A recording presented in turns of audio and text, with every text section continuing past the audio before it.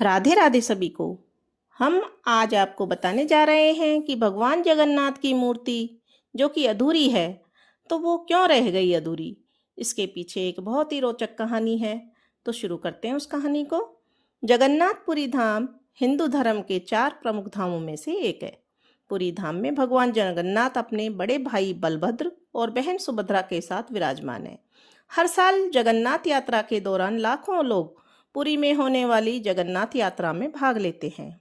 माना जाता है कि एक बार कोई जगन्नाथपुरी यात्रा में भाग ले तो उसके सभी पाप धुल जाते हैं। लेकिन इस पवित्र मंदिर में जगन्नाथ जी की जो मूर्ति है वो अधूरी है और इसके अधूरे रहने के पीछे एक रोचक कथा छुपी हुई है। तो आज इसी कथा के बारे में हम विस्तार से जानेंगे।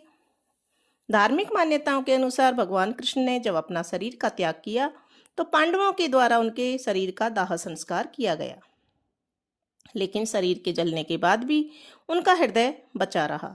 भगवान कृष्ण के दिल को पांडवों ने जल में प्रवाहित कर दिया। माना जाता है कि भगवान श्री कृष्ण का दिल राजा इंद्रद्युम्न को मिला और उन्होंने इस दिल को भगवान जगन्नाथ की मूर्ति में स्थापित करवा दिया।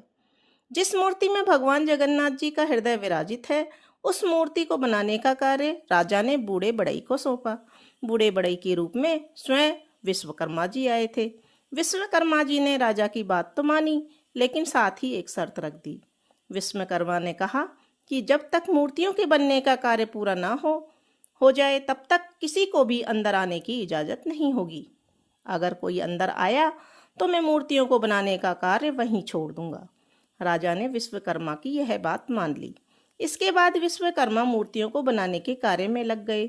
जिस दौरान मूर्तियों का निर्माण किया जा रहा था, राजा दरवाजे के बाहर से आवाजें सुनते रहते थे। विश्वकर्मा न केवल जगन्नाथ जी की बल्कि उनकी बहन सुभद्रा और भाई बलभद्र की मूर्तियां भी तैयार कर रहे थे। राजा दरवाजे के बाहर से आवाजें सुनकर संतुष्ट हो जाते थे कि अंदर मूर्तियों को बनाने का कार्य जारी है।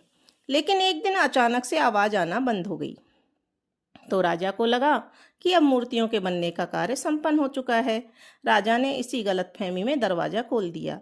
दरवाजा खोलते ही विश्वकर्मा जी वहां से गायब हो गए और उसके बाद जगन्नाथ जी, बलभद्र जी और सुभद्रा जी की मूर्तियों को बनाने का कार्य पूरा नहीं हो पाया।